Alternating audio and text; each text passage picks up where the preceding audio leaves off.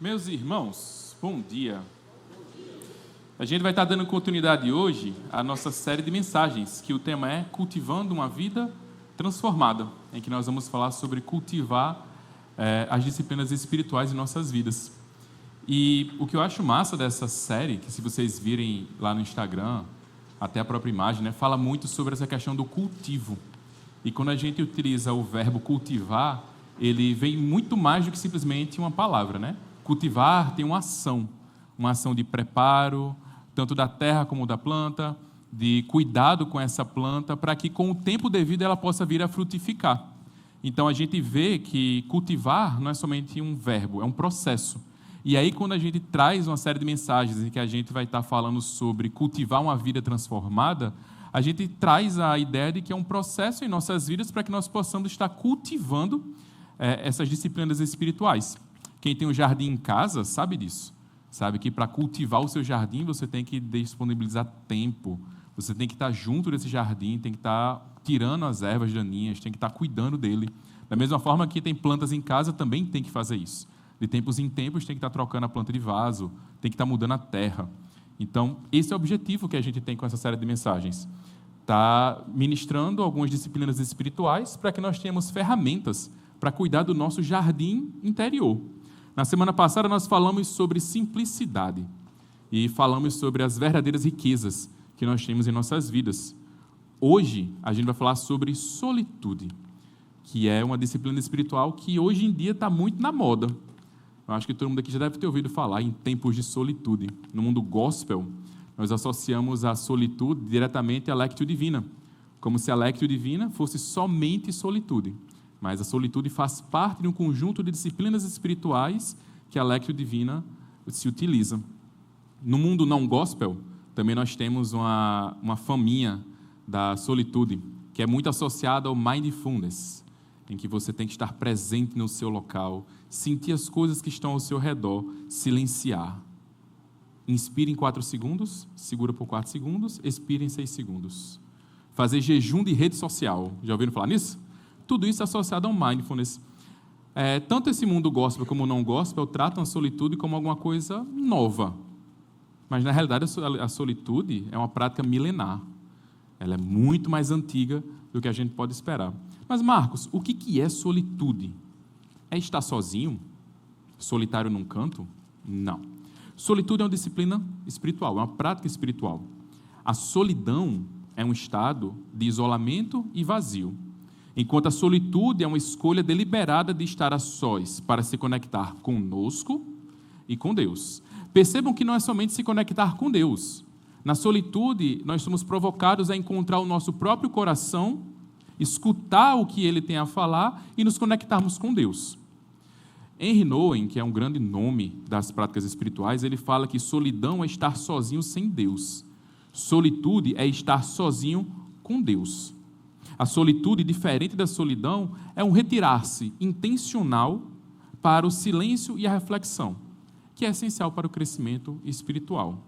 Sobre retirar-se para um canto isolado, o pastor Ricardo Barbosa, no seu livro Janelas para a Vida, ele fala sobre esses lugares tranquilos que todos nós precisamos em nossas vidas. Ele diz, um lugar tranquilo não é necessariamente um lugar geográfico, mas um espaço de encontro com Cristo, que pode surgir em meio ao caos do dia a dia, como quando nós estamos em um assento de ônibus, ou quando nós estamos lavando a louça em casa, ou ainda entre uma pausa nas tarefas de trabalho ou dos estudos. Nós nos sentimos cansados porque nós não sabemos parar. Somos constantemente levados pela pressa dos outros, pela agenda dos que pensam que a vida é medida pelo acúmulo de bens ou compromissos que nós possuímos. Ele fala que a verdadeira paz vem ao criarmos espaços para a presença de Deus, transformando muitas vezes ambientes agitados em momentos de oração, comunhão e gratidão. Às vezes nós pensamos que se pararmos, o mundo todo vai parar também, nada vai funcionar. A nossa corrida nos leva a pensar que a ordem do mundo depende da nossa agenda e do que nós podemos fazer. O pastor Ricardo lembra, nós não cremos mais em um Criador soberano. Precisamos de locais específicos para termos encontros com Deus, como jardins de oração ou desertos de solidão, onde as nossas mentes possam ser preenchidas pelos pensamentos e amor divinos. Quando nós somos dominados pelo medo, ansiedade e incertezas, somos confrontados por gigantes que tentam ditar a nossa realidade. No entanto, a única realidade verdadeira é a que Deus nos leva a encontrar com Ele. Se olharmos para a Bíblia, o mapa biográfico dos santos que nós temos está marcado por diversos altares e locais de encontro com o Senhor, onde as suas almas eram fortalecidas e suas visões ampliadas. Esses lugares são lembretes de que não são os gigantes, mas o Deus eterno, quem domina a nossa realidade. Para uma espiritualidade sadia, nós precisamos cultivar essa vida transformada. Somos convidados à solitude, a estarmos em diversos momentos sozinhos. Deus nos chama ao silêncio. Deus nos chama a parar. Deus nos chama mais uma vez ao sábado. Mas será que nessa nossa vida corrida, cheia de coisas para fazer, nos permite ter uma vida com momentos de solitude? Tem um exemplo na Bíblia de uma pessoa que eu acho que encaixa direitinho para essa discussão sobre solitude. É uma pessoa que trabalhava muito. Se a gente pudesse trazer ele hoje presencialmente aqui para dar um testemunho da vida dele, a gente ia dizer que ele era um workaholic. Era uma pessoa assim, virada no trabalho. Tem momentos na Bíblia que dá para a gente perceber que a vida dele era quase insana de tanta coisa que ele fazia. Sabe quem é essa pessoa? Jesus Cristo. JC. A gente está falando de Jesus. Mas eu não estou falando daquele Jesus que os quadros apresentam, não. Sabe aquele Jesus branquinho, magrinho, coitadinho, raquítico, desce um vento, quebrava? Estamos falando de um Jesus que era filho de carpinteiro, homem versado em trabalho pesado, homem que aguentava trabalho pesado, homem que andava para cima e para baixo no deserto, que começava o dia a nascer do sol e terminava para lá de meia-noite. Estamos falando desse Jesus, que é o que Paulo chama, lá em Efésios 4:3, o homem perfeito, e nos convida a chegarmos à sua estatura. É desse Jesus que nós temos que lembrar e conhecer como uma pessoa que muito trabalhou, mas teve vários momentos de solitude. Vamos abrir nossas Bíblias em Marcos, capítulo 1, por favor, a partir do versículo 21.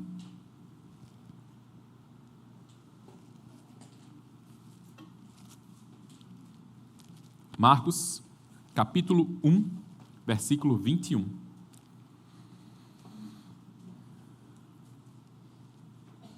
Amém? Misericórdia? Socorro? Assim diz a palavra do Senhor. Eles foram para Cafarnaum e, assim que chegou o sábado, Jesus entrou na sinagoga e começou a ensinar. Todos ficavam maravilhados com o seu ensino, porque ele lhes ensinava como alguém que tem autoridade e não como os mestres da lei. Justamente naquela hora, na sinagoga, um homem possesso de um espírito imundo gritou: "O que queres conosco, Jesus de Nazaré? Vieste para nos destruir? Sei quem tu és, o Santo de Deus. Cala-te e saia dele", repreendeu Jesus. O espírito imundo sacudiu o homem violentamente e saiu dele gritando. Todos ficaram tão admirados que perguntavam uns aos outros: "O que é isto? Um novo ensino? E com autoridade? Até os espíritos imundos ele dá ordens e eles lhe obedecem." As notícias a seu respeito se espalharam rapidamente por toda a Galiléia. Logo que saíram da sinagoga, foram com Tiago e João à casa de Simão e André. A sogra de Simão estava de cama, com febre, e falaram a respeito dela a Jesus. Ele se aproximou dela, tomou-a pela mão e ajudou-a a levantar-se. A febre a deixou e ela começou a servi-los. Ao anoitecer, depois do pôr do sol, o povo levou a Jesus todos os doentes e os endemoniados. Toda a cidade se reuniu à porta da casa, e Jesus curou muitos que sofriam de várias doenças. Também expulsou muitos demônios. Não permitia, porém, que estes falassem, porque sabiam quem ele era. De madrugada, quando ainda estava escuro, Jesus levantou-se, saiu de casa e foi para um lugar deserto, onde ficou orando. Vamos orar? Pai, nós te pedimos que o Senhor possa estar falando aos nossos corações, através dessa palavra, Senhor. Nos ensina, pelo teu próprio exemplo, a termos uma vida dedicada ao Senhor, uma vida em que nós podemos parar e te buscar. Que essa palavra encontre abrigo em nossos corações. Em Cristo Jesus nós te pedimos. Amém. Você conhece alguém que vive uma vida intensa, que trabalha intensamente? Você conhece alguém que trabalha em 2 empregos? Talvez alguém que trabalha em 3 empregos? Você conhece alguém que trabalha e estuda? Você conhece alguém que faz 2 faculdades ao mesmo tempo? Você conhece alguém que tem uma empresa grande, pequena, média? Você conhece alguém que tem 2 empresas, que toma conta de uma casa com filhos, com marido chato, gato, cachorro e papagaio? Você conhece alguém que tem tanta coisa para cuidar o tempo todo? Se você conhece alguém, ou se você é uma dessas pessoas, Jesus tem algo para nos ensinar hoje. Esse texto que nós acabamos de ler narra um dia de Jesus. Um dia comum na vida de Jesus Cristo. Mas não é um dia muito comum, porque era um sábado. Para a gente poder entender a intensidade desse texto, nós temos que entender o que é um sábado para o judeu. O sábado para o judeu é um momento na semana em que ele tem uma preparação ritualística muito grande. Para vocês terem noção, o sábado começa para eles no pôr do sol da sexta-feira, mas a tarde da sexta-feira já é envolvida em rituais de preparação para receber o sábado. E no sábado, eles não fazem nada, além de práticas devotadas à adoração ao Senhor. Então, quando chega no finalzinho da tarde, eles fazem um momento de recebimento do sábado, consagram as suas vidas, fazem um jantar e com a família eles celebram. Passam o momento da noite em culto familiar. Amanhece, vão dormir, amanhece, geralmente os homens, naquele tempo, iam logo cedo, até antes do sol nascer, para a sinagoga, e passavam a manhã inteira em serviços. Serviços são os cultos, sendo que lá os cultos matutinos e vespertinos do sábado são muito mais longos, em que eles liam a palavra, meditavam na palavra, louvavam a Deus, eles passavam o dia nisso. Alguns homens, ao meio-dia, voltavam para casa para poder fazer o de jejum e almoçar, porque eles estavam de jejum desde a noite anterior. Outros, mais fervorosos, passavam o dia inteiro na sinagoga, esperando que desse a hora próxima ao pôr do sol para ir para casa, para fazerem os rituais finais no pôr do sol, para jantarem em família. Essa era a rotina de sábado. O sábado é tão importante para o judeu que hoje em dia, quando você vai a Jerusalém e for num sábado, você vai perceber que eles não trabalham, eles não cozinham, eles não compram nada, eles não vendem nada. Até tecnologia eles não usam. É um dia voltado para a família, voltado para a adoração ao Senhor, voltado para a adoração em comunidade. No tempo de Jesus não era diferente. E é muito importante a gente entender que era um sábado, porque a gente vai entender o que aconteceu. Eles estavam em Cafarnaum, nesse sábado. E de manhã, provavelmente, talvez depois de um café da manhã, eles foram para a sinagoga. Ele e seus 2 discípulos ficaram a manhã inteira na sinagoga participando dos serviços, ensinando. Do nada aparece um endemoniado, confrontando Jesus, que expulsa o demônio. Jesus parou depois que expulsou o demônio? Não, continuou lá com o pessoal, ensinando. E, muito provavelmente, ele foi embora para a casa de Simão, Pedro, foi lá para a casa de Pedro no final da tarde. Por que ele foi no final da tarde? Porque se a gente observar o texto, a gente vê que quando ele chega na casa, cura a sogra de Pedro, ela começou a servi-lo. E como uma boa judia, ela só poderia servir, trabalhar dentro da sua casa, depois do pôr do sol. Então nós temos que Jesus passou o dia inteiro na sinagoga com seus discípulos, provavelmente em jejum, chegou no final da tarde e foi curar, e aí eles fizeram esse encontro em família, celebraram o final do sábado, foram ter a sua primeira comida durante o dia todo e foram dormir em paz. Foi isso? Não. Depois que eles comeram, já no anoitecer começou a chegar gente na casa de Jesus, lá onde Jesus estava. Se vocês param para perceber o tempo, é certinho o tempo que todo mundo chegou em casa, comeu, se preparou e saiu. E foi para a casa de Jesus. Atrás de quê? De cura. Quando o texto fala que toda a cidade foi para lá, eu me preocupei. Eu disse, quantas pessoas será que tinham nessa cidade? Será que era muita gente? Que, não vai caber esse povo todo na casa de uma pessoa, né? Eu fui atrás de saber. Historiadores apontam que existia uma média de 1.500 pessoas em Cafarnaum, naquele tempo. Eu disse, 1.500 pessoas é muita gente para estar na casa de alguém, ok. Eu me perguntei, das 1.500 pessoas, quantas estavam doentes naquela noite? Espera aí. Joguei também na internet e fui atrás. Pesquisei que nos serviços de saúde de emergência, a média de atendimento para uma população local é de 6, 7 mil por cento, chegando a 10% da população em 24 horas. Eu disse, tá ok então. Na UPA de Jerusalém, ou na UPA de Cafarnaum, esse atendimento deve ter tido uma média, assim, vamos jogar por baixo, de 5% da população. Então, na UPA, naquela noite, foram 75 pessoas, pelo menos, para ter cura. Segunda pergunta, e quantos endemoniados foram naquela noite, Marcos? Eu não achei uma estatística válida para saber quantos endemoniados tem numa cidade. Então, para não ficar um número meio absurdo, eles vão fechar tudo de 75 em 80. Então foram mais ou menos 80 pessoas naquela noite para o atendimento lá na UPA de Cafarnaum, com Jesus. Se nós utilizarmos o nosso sistema de saúde atual, retirando todo o momento de espera, a gente ignora essa parte, para o atendimento com o médico propriamente dito, e retirando também que o médico, Jesus Cristo, no caso, não vai fazer prognóstico de doença, discutir o que está acontecendo na sua vida, fazer tudo isso, a gente tem uma média que temos essa obrigação no serviço de emergência de ser 15 minutinhos. Vamos dizer que Jesus, porque ele gostava de conhecer o povo, né? A mãe chega, meu filho está doente, Jesus bota a mão, cura, conversa um pouquinho, bota para fora o menino, 5 minutinhos, uma média. Se a gente juntar as 80 pessoas com esses 5 minutos por atendimento, nós temos uma média de 6 horas e meia de trabalho que Jesus Cristo teve naquela noite, a partir de aproximadamente 6 horas da tarde. Foi um dia simples o de Jesus? Começou de manhã, passou o dia inteiro em jejum, comeu de tarde, já para passar 6 horas e meia em atendimento. Eu imagino que depois desse dia cansativo, uma pessoa que é muito, na palavra mostra que é muito calma, né? Pedro deve ter botado pelo menos todo mundo para fora de casa. Bateu o horário, Jesus? Deu. Minha sogra estava doente, eu tenho que dormir, minha mulher também, fechou, e Pedro provavelmente fechou a porta da UPA. Todo mundo foi embora, mas eu acredito também que algumas pessoas ficaram lá na fila com a senha para o dia seguinte, porque Jesus ainda poderia continuar curando. Jesus viveu uma vida de ministério, uma rotina muito intensa. Em Marcos 1 nós vemos esse exemplo, em que ele começa de manhã e emenda até tarde da noite.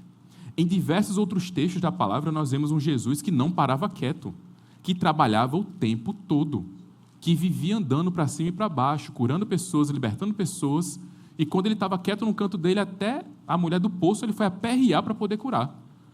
Jesus não parava, meus irmãos. Jesus tinha uma vida intensa, e as multidões, quando ele começou a ter fama, sempre o procuravam, sempre estavam atrás dele, da mesma forma que os seus inimigos estavam também aumentando.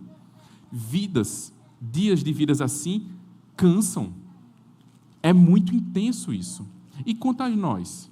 Quantos de nós estamos cansados e temos dias cansativos? Dias em que a rotina simplesmente pega a gente e leva. Dias que os afazeres nos roubam o pensamento, a decisão e a vida.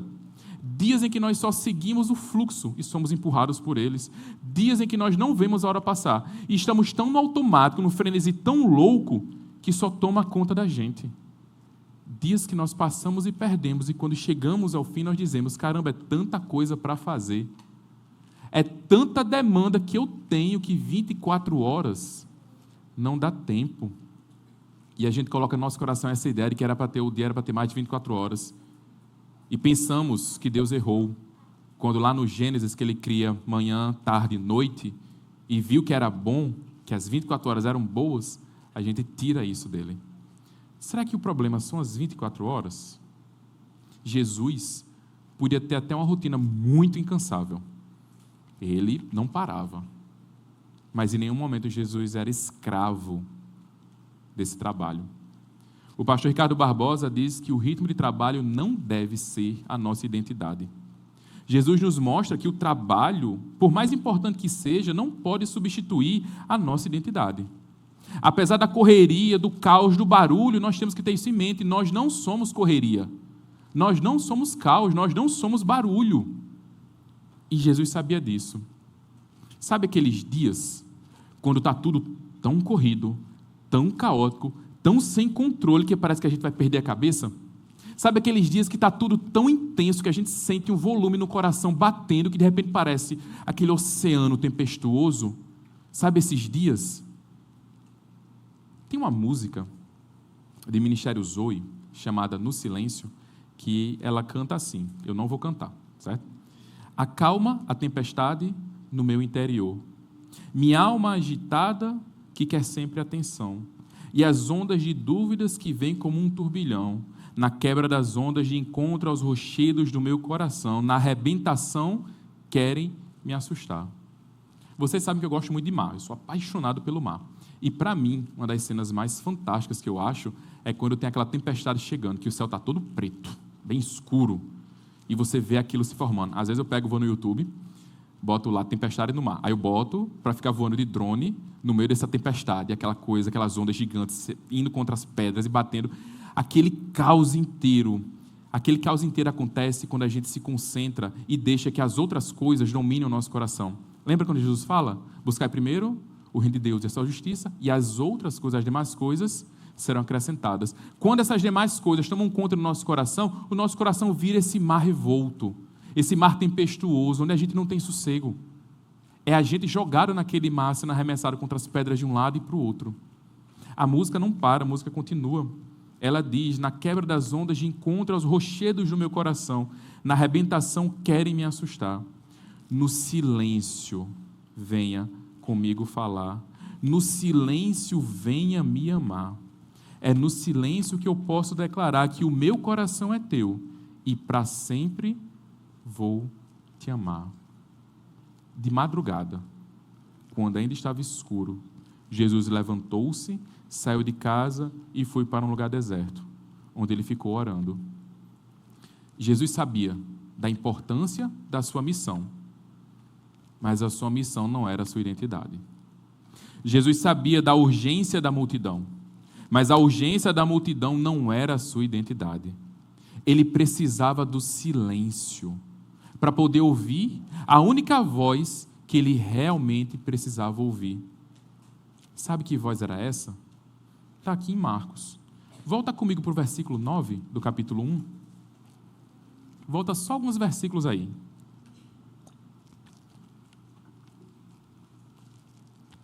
Lá no versículo 9, assim diz a palavra: naquela ocasião, Jesus veio de Nazaré da Galiléia e foi batizado por João, lá no Jordão.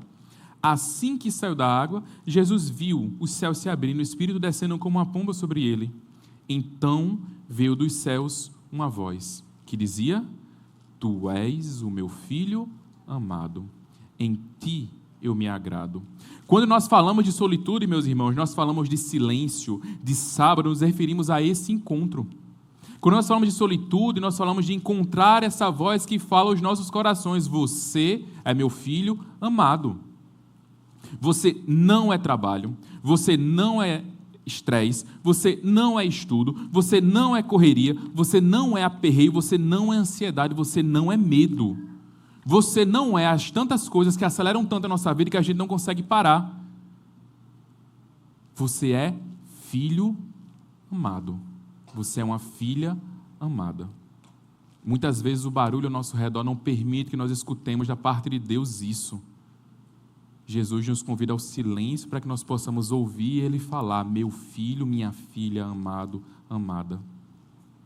Vamos ser voz de Deus na vida do irmão? Bora? Olha para o irmão que está ao teu lado. Eu sei que vocês gostam disso. Olha para ele e diz: você é um filho amado, você é uma filha amada.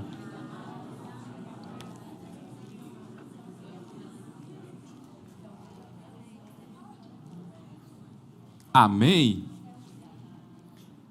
No silêncio, Deus fala para cada um de nós: meu filho amado, minha filha amada.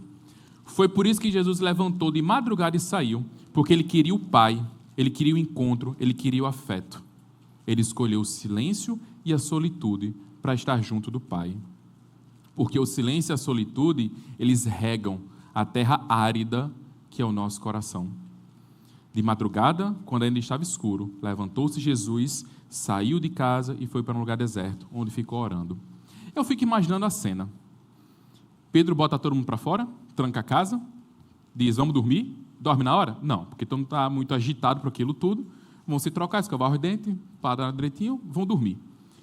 1, 2 horas da manhã, não sei. Todo mundo dorme. Bate madrugada, provavelmente 5 horas da manhã, e Jesus acorda, olha para o lado, está todo mundo o quê? Dormindo, está todo mundo cansado. Jesus simplesmente levanta de fininho, troca de roupa, vai saindo de fininho. Eu acho que ele não deve ter escovado os dentes dele, saiu de dentro de casa, provavelmente pela porta dos fundos, lá da cozinha, porque ele não ia sair lá pela frente. Deve ter desviado assim de alguns irmãos que estavam na fila da UPA e simplesmente desapareceu, sumiu. Ninguém mais encontrou Jesus. Eu me pergunto, ele foi para um jardim? Ele foi para a beira do lago? Ele foi para debaixo de uma árvore? Será que ele foi sentar no banco da praça para observar o dia nascer? O que Jesus foi fazer? No grego, quando a gente olha para essa expressão lugar deserto, ela quer dizer um lugar vazio, um lugar solitário, sem ninguém. Não necessariamente um deserto. Muitas vezes nós temos a perspectiva de um lugar deserto ser um negocinho fantástico. Às vezes o lugar deserto que você precisa é o seu quarto. com a porta fechada. Jesus simplesmente foi para esse lugar. Ele desapareceu. E foi fazer o que lá nesse lugar? Orar. Foi ter encontro. Foi se encontrar com o Pai. Quando nós falamos em cultivar uma vida transformada, falamos em cultivar o nosso coração. Cultivar uma espiritualidade em nossas vidas é cuidar do nosso jardim interior. Quando nós falamos sobre a espiritualidade no chão de nossas vidas, nós temos que viver uma vida em todos os aspectos ligados a Deus. Quando você aceita Jesus Cristo em sua vida, a partir daí, tudo na sua vida é espiritual. Não existe diferença entre santo e profundo, tipo, é espiritual e não é espiritual. Tudo é espiritual. Tudo que você faz é espiritual, porque você é um ser espiritual. E se tudo é espiritual, nós precisamos saber que tudo deve fluir primeiro de quem? De Deus. Nós precisamos das águas do seu Santo Espírito, mas para que nós possamos ter acesso a essas águas para regarem a aridez do nosso coração, nós precisamos ir atrás dele. Mas nós não fazemos isso. Nós não separamos tempo para buscar o nosso Deus. Jesus sabia disso, e mesmo sendo Deus, ele tinha momentos de comunhão com Deus. Desde a eternidade havia uma relação eterna, perfeita da Trindade, Pai, Filho e Espírito Santo, em uma comunidade, uma comunhão perfeita. Quando Jesus Cristo vem à Terra, ele tem essa separação física. Apesar dessa separação física, ele não perdia a oportunidade de encontrar o Pai. Quantas vezes nós temos passagens de Jesus Cristo indo encontrar Deus sozinho? Fiquem aqui que eu vou ali. Atravessa de barco primeiro, eu vou depois. Pessoal, cadê Jesus? Sumiu. De novo? Vamos para trás dele. Em vários momentos, Jesus queria estar sozinho com o Pai. Até antes da crucificação, lá no Getsemane. Ele levou 3 para orar com ele, chegou lá na frente e disse, fica aqui que eu vou ali orar. E seguiu à frente para ter um momento de solitude. Mesmo com a pressão, com as exigências, com a correria, com o dia intenso de Jesus, ele intencionalmente separava momentos de solidão para estar com o Pai. Jesus não esperava sobrar tempo para estar com Deus. Ele escolhia o tempo. Nós sempre esperamos sobrar tempo para estar com Deus. No seu livro Oração, Cartas a Malcolm, C.S. Lewis, ele traz essa reflexão sobre a oração para a gente. Geralmente nós escolhemos os piores momentos do dia para orar. Qual é o melhor momento para você? Não, eu oro quando eu acordo. Você está bem quando você acorda? Eu sou uma pessoa que não funciona de manhã cedo. Você está bem quando você acorda? Não, mas eu oro. Por quê? Porque é o único horário que eu tenho. Você ora mesmo? Oro. E você ora que horário? De noite, antes de dormir. Depois do dia todo de trabalho, depois do dia todo de trabalho. E tu consegue? Consigo. Tu ora quanto tempo? Não sei, geralmente eu durmo. Nós separamos os piores horários para buscar a Deus. C.S. Lewis, no seu livro, ele diz que nós devemos escolher os melhores horários do dia para dedicar ao Senhor. O horário que eu estou consciente, que eu estou vivo, que eu entendo como é que funciona. E separa um momento desse dia para estar com Deus. Meus irmãos, Jesus nos chama. Jesus nos chama ao silêncio. Jesus nos chama ao jardim de oração. Nos chama ao quarto. Jesus nos chama à beira da praia. Nos chama à trilha. Nos chama à caminhada na praça. Nos chama àquele banquinho debaixo daquela árvore. Para que nós possamos, em silêncio, estar com Ele. Jesus nos chama, mas nos chama sozinhos. O que nós temos feito desse chamado? Como nós temos reagido a ele? Será que esse chamado tem encontrado lugar no nosso coração? A solitude é um caminho de encontro com o Pai. Será que nós temos tido esse encontro? Nós queremos beber do Teu rio, Senhor, as águas purificadoras que nós acabamos de cantar. Mas será que nós, enquanto responsáveis pelo nosso jardim interno, temos preparado o nosso jardim? Será que nós temos escutado o nosso coração, arrancado aquelas ervas daninhas, preparado todo o espaço, arado a terra, para que quando Deus mandar as suas águas para nós, elas possam frutificar em nosso meio? Infelizmente, nós não somos ensinados à solitude. Nós somos ensinados a uma vida produtiva. Nós somos ensinados a estar o tempo todo produzindo, fazendo alguma coisa. Se a gente ficar parado sem fazer nada, é errado. A gente se sente culpado por conta disso. Tanto que tem uma frase que a gente aprende desde pequeno. Cabeça vazia? Será que cabeça vazia é a oficina do diabo mesmo? Em algum momento mas... Enfim. Será que ficar o tempo todo parado em algum momento, em estado de solitude, em meditação ao Senhor, é algo improdutivo? Deus nos fez necessitados de parar. Quando Deus cria Adão, Deus bota Adão para trabalhar o dia inteiro lá no jardim. No final do dia, Deus faz Adão parar para ter um encontro com quem? Com ele. Todo dia Deus estava tendo um encontro com Adão, no finalzinho da tarde. Quando a queda acontece, Deus institui o sábado e coloca o sábado semanalmente para que as pessoas tenham um encontro com ele. Momentos de encontro que nós não seguimos. Nós precisamos do silêncio do mundo que grita. E sabe como é que o mundo entra muito em nossas casas e acaba com a nossa paz interior? Através disso aqui. Quem nunca recebeu, de 10 horas da noite, a mensagem do chefe dizendo, está acordado? Quem nunca recebeu a mensagem de 5 horas da manhã de um cliente, ei, estou precisando de você? Quem nunca recebeu no domingo a mensagem de alguém querendo algo?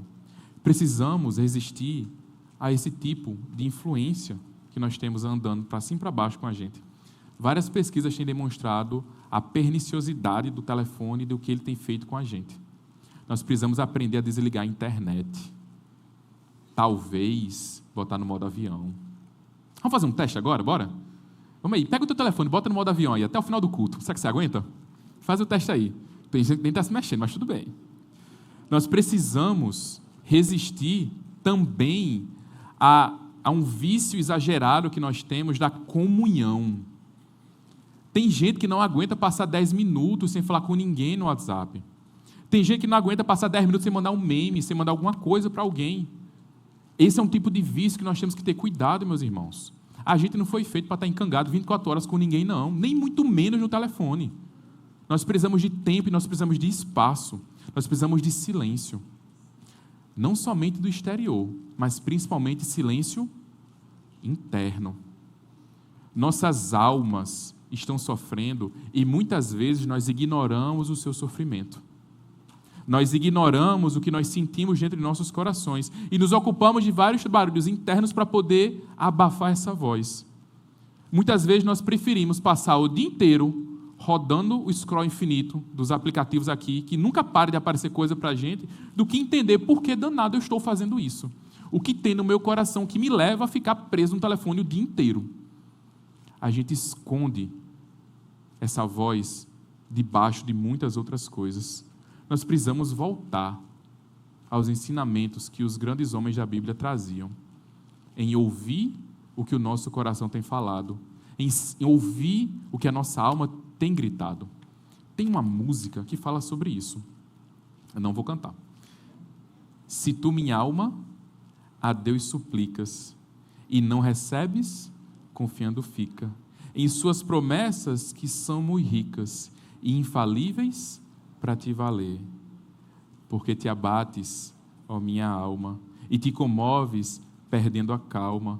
Não tenhas medos, em Deus espera, porque bem cedo Jesus virá. Essa música é inspirada em um salmo, em que o salmista tem um grande ensinamento para cada um de nós. Ele ouve o seu coração. Porque te abates, ó minha alma. Ele escuta, ele quer saber o que no seu coração tem, para poder assim ministrar as palavras de Deus para o coração. Porque está abatido a minha alma, e porque te perturbas dentro de mim, espere em Deus, pois ainda o louvarei, o qual é a salvação da minha face, o meu Deus. Para ministrar ao nosso coração, nós precisamos ouvir, entender o que faz mal ao nosso coração. Para entendermos o que a nossa alma pede, nós precisamos ouvir o que está sendo dito aqui dentro. Ouvir os gemidos de nossas almas. Para ouvir, nós precisamos silenciar. Nós precisamos nos calar para entender e ministrar aos nossos corações. Momentos de angústia sempre vão vir em nossas vidas. O que nós temos feito nesses momentos? Corrido para o telefone, enchido a nossa cabeça de coisas ou parado para poder entender o que isso tem trazido em nosso coração? Jesus Cristo teve um momento de muita angústia, lá no Getsemane. Lá em Marcos capítulo 14, 34 e 35 fala, e disse-lhes, a minha alma está profundamente angustiada até a morte. Fiquem aqui comigo e vigiem. E tendo ido um pouco mais adiante, ele prostrou-se em terra e orou. Jesus sabia que no momento mais pesado da sua vida, mais angustiante, ele precisava de encontrar Deus. Será que nos momentos de maior angústia que nós temos passado, nós temos buscado a Deus? O que nós temos feito? Ele sabia que só o encontro com o Pai traria alívio para a sua alma angustiada. A solitude proporciona autoconhecimento, intimidade com Deus, renovação espiritual e clareza mental. Richard Foster, em seu livro Celebrando a Disciplina, fala que na solitude nós encontramos a paz que vem de estarmos a sós com Deus. Talvez o que você esteja precisando hoje não seja um milagre em sua vida, seja um momento de solitude para poder ouvir a voz de Deus. Há uns 2 anos eu fui para um retiro lá em São Paulo de solidão e solitude, de silêncio e solitude. É uma experiência fantástica. Se você tiver a oportunidade de participar de um retiro de silêncio e solitude, é massa. Não lhe obrigam a nada. Lhe pedem com uma certa veemência, para que você não fique em comunicação com ninguém. Que você fique ouvindo as mensagens e que você medite muito no que é falado lá. A gente tem a prática de dialética divina. E que você anote tudo num caderninho que você leva. E para mim foi muito impactante isso, porque mudou a minha relação comigo e com Deus. Existiam, e ainda existem, feridas e algumas cicatrizes que eu precisava ver, que eu precisava entender, que eu precisava enfrentar. E só foi através do silêncio e daquelas anotações no caderno que eu pude enxergar o que estava acontecendo na minha vida. Foi naquele silêncio daquele quarto, trancado ali sozinho, eu, o caderno e lágrimas, que eu pude sentir perfeitamente a presença de Deus. Se eu batesse o braço lá, era capaz de eu ter batido nele, que dava para sentir a sua presença. Foi nesse silêncio que ele trouxe coisas da minha vida que eu precisava estar vendo. Foi nesse silêncio que eu senti a presença dele. Foi nesse silêncio que eu senti e encontrei amparo. Nós precisamos encontrar Deus. Quando eu voltei de lá, eu voltei com algumas resoluções para a minha vida pessoal. A primeira resolução que eu fiz foi ajustar a minha agenda. Eu não ia deixar mais o tempo ficar perdido nas minhas mãos. Eu comecei a fazer, anotei num papelzinho tudo que eu fazia, desde que eu acordava até a hora que eu ia dormir. E fiz uma média de coisas que eu fazia no meu dia. Logo em seguida, eu peguei e botei o que a gente chama de papéis, né? Que isso aqui é o Marcos que trabalha, esse é o Marcos que estuda, esse é o Marcos que faz isso, esse é o Marcos que faz aquilo. Fui colocando esses papéis que eu exerço. Depois eu comecei a ranquear o que era mais importante para mim nesses papéis. Aí eu percebi o quanto de desperdício de tempo eu estava tendo com coisas inúteis. E eu me perguntei, onde é que está Deus no meu tempo diário? Eu não estava encontrando Deus no meu tempo diário. Ele não estava lá. Foi o segundo passo. Eu separei tempos intencionais na minha agenda pessoal para estar sós com Deus. Eu não esperei sobrar tempo. Eu separei tempos específicos para estar com Deus. Algumas pessoas podem até pensar, Marcos, mas eu não consigo encontrar tempo para isso. Se você não consegue encontrar tempo para isso, você acabou de encontrar o seu maior pedido de oração. Esse é o maior motivo de oração na sua vida. Você precisa de tempo para ter intimidade com Deus. Reserve momentos específicos na sua agenda para oração, leitura da palavra e reflexão. Lembre-se, se não for planejado, não vai acontecer. É simples. Ou você planeja, ou não acontece. E uma terceira coisa que eu fiz foi não perder mais tempo, tentar não perder tempo. Irmãos, todos nós vamos morrer, amém? Amém? Amém. Tem nenhum imortal aqui não, assim eu espero. Sabemos quando? Não. Essa incerteza tem que fazer a gente valorizar muito mais o tempo que a gente tem e parar de perder com coisa inútil. C.S. Lewis fala que tudo que não é eterno é eternamente inútil. E eu comecei a perceber isso. O que é inútil na minha vida? Que eu estou perdendo tempo. O que é útil em minha vida? Que eu tenho que investir o meu tempo. E eu comecei a fazer listas de coisas úteis e inúteis. A maioria das coisas úteis na minha vida referem-se a estar com pessoas. Ir para a igreja, ir para a célula, ir para a praia com minha família, ir para a praia com os meus amigos, sair com os meus irmãos, tomar um açaí com alguns irmãos, jogar board games lá em casa, fantástico, o tempo de Deus na vida da gente. Por quê? Isso reverbera na eternidade. Nós estaremos juntos na eternidade. Essa comunhão vai prosseguir. Mas eu também percebi que eu estava gastando muito tempo em rede social, rodando para cima, assim, vendo tudo que aparecia, ou então jogando para o ladinho, passando horas e horas de tempo de inutilidade, que não voltam, perdendo horas e horas vendo séries que não tem nada para acrescentar na minha vida. Isso serve também para você, que vai levar o seu filho no parquinho e deixa ele brincar no parquinho, mas fica no telefone. Serve para você também, que vai chamar sua esposa ou seu marido para ter uma noite legal e os dois ficam no telefone. Serve para a gente, que fica se utilizando de telefones e outras coisas para perder tempo, em que muitas vezes não sabemos como é que está o nosso coração. O tempo tem muito a ver com o trono do nosso coração. No trono há sempre um soberano. E todo soberano governa. Todo soberano governa.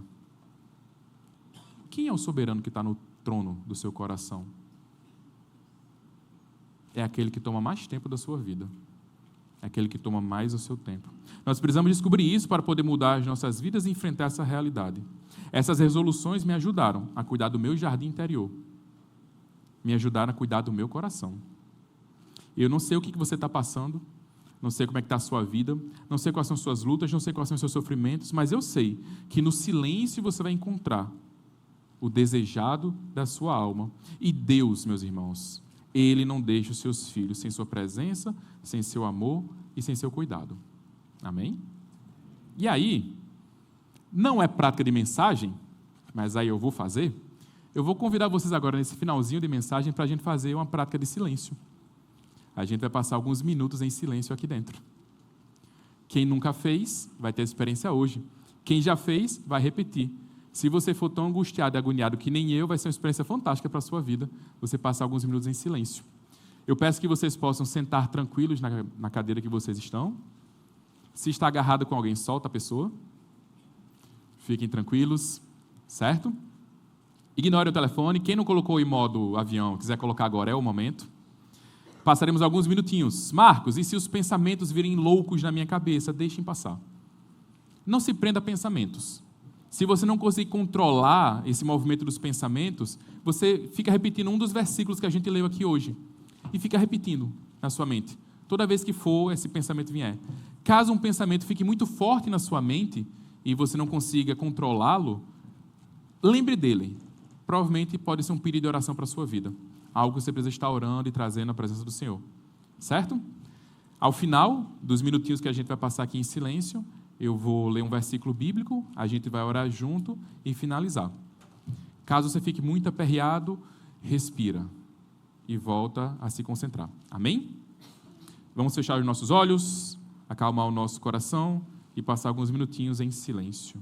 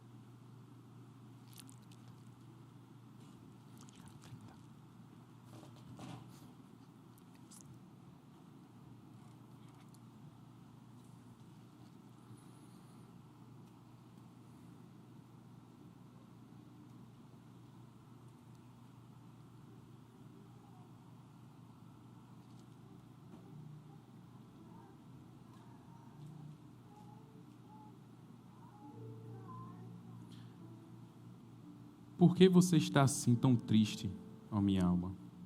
Por que está assim tão perturbada dentro de mim? Ponha a sua esperança em Deus, pois ainda o louvarei. Ele é o meu Salvador e o meu Deus. Pai, nós te agradecemos, porque o Senhor nos ouve. Nós te agradecemos, porque o Senhor faz questão de ter um encontro com cada um de nós. Te agradecemos porque o Senhor tem uma consideração muito grande em ter comunhão com os teus filhos. Nós te louvamos, porque as tuas promessas não falham, o teu amor é eterno e leal, e as tuas misericórdias se renovam a cada manhã. Sonda, Deus, o mais profundo do coração dos meus irmãos que estão aqui. No silêncio, mostra, Deus, o que há escondido no fundo de cada coração, que precisa da tua ajuda, que precisa da tua intervenção. Continua nos ensinando, Deus, que nós precisamos do Senhor. Continua nos mostrando que a nossa satisfação e contentamento precisa ser o Senhor. E que o Senhor venha achar lugar em nossos corações. Que o nosso amor possa ser direcionado ao Senhor. Que o desejo de te encontrar e ficar perto do Senhor seja cada vez mais ardente em cada um de nós. Abençoa, Deus, cada irmão meu que está aqui com a tua presença, com a certeza de que o Senhor está com eles. Abençoa cada irmão meu aqui com a certeza de que o Senhor em nenhum momento nos abandonou. Abençoa cada pessoa que está aqui com a certeza de que, apesar das angústias que possam estar dominando a nossa alma, o Senhor está conosco. O Senhor está presente dia após dia aos nossos lados. Sê conosco, Deus. É o que eu te peço em Cristo Jesus. Amém.